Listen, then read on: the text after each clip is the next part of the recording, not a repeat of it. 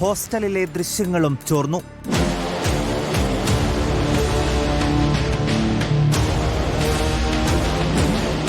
സർക്കാരിന്റെ ഉടമസ്ഥതയിലുള്ള കൈരളി, ശ്രീ, നിള തിയേറ്ററുകളിൽ സിനിമ കാണാനെത്തിയ കമിതാക്കളുടെ ദൃശ്യങ്ങളാണ് കഴിഞ്ഞ ദിവസം ടെലഗ്രാമിലും പോൺ സൈറ്റുകളിലും പ്രത്യക്ഷപ്പെട്ടത്.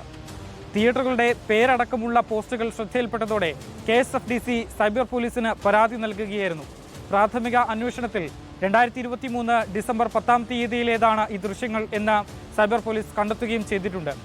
ഡേറ്റാബേസിൽ കയറി യൂസർ ഐഡിയും പാസ്വേഡും ഹാക്ക് ചെയ്താണ് ഈ ദൃശ്യങ്ങൾ എടുത്തിട്ടുള്ളത് എന്നും പോലീസ് കണ്ടെത്തി.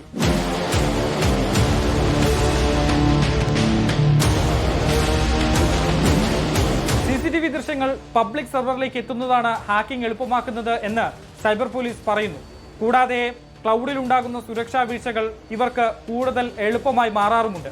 നിലവിലിപ്പോൾ ഉണ്ടായ CCTV ലീക്കേജിനു പിന്നിൽ ഉത്തരേന്ത്യ കേന്ദ്രീകരിച്ചുള്ള സംഘമായിരിക്കാം എന്നുള്ള വിലയിരുത്തലിലാണ് അന്വേഷണ സംഘമുള്ളത്. തിയേറ്റർ കൂടാതെ ആശുപത്രികൾ, മോളുകൾ, ലേഡീസ് ഹോസ്റ്റലുകൾ എന്നിവിടങ്ങളിൽ നിന്നുള്ള സ്വകാര്യ ദൃശ്യങ്ങളും ഇത്തരത്തിൽ ടെലഗ്രാമിൽ വിൽപ്പനയ്ക്കായി എത്തുന്നു എന്ന സൈബർ പോലീസിന്റെ കണ്ടെത്തൽ അതീവ ഗുരുതരമാണ്.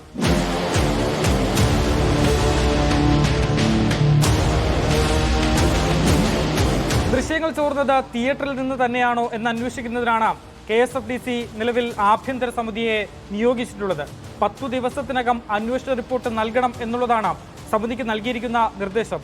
ഒപ്പം CCTV ശേഖരിക്കുന്നതിലെ സുരക്ഷാ പ്രശ്നങ്ങൾ ഉടൻ പരിഹരിക്കുമെന്ന ഉറപ്പുകൂടി KSFDC നൽകുന്നുണ്ട്.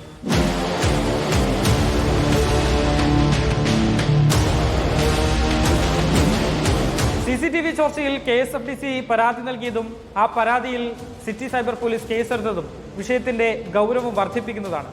കേവലമൊരു ഹാക്കിംഗ് എന്നതിലുപരി പൊതുവിടങ്ങളിലെ വ്യക്തിഗത ദൃശ്യങ്ങൾ വ്യാപാരവൽക്കരിക്കപ്പെടുന്നത് ഗുരുതരമായ സാമൂഹിക പ്രശ്നമാണ്. വീഡിയോ ജേർണലിസ്റ്റ് നന്ദകിഷോറിനൊപ്പം reporter Ashin Diego, in reporter, Thiruvananthapuram.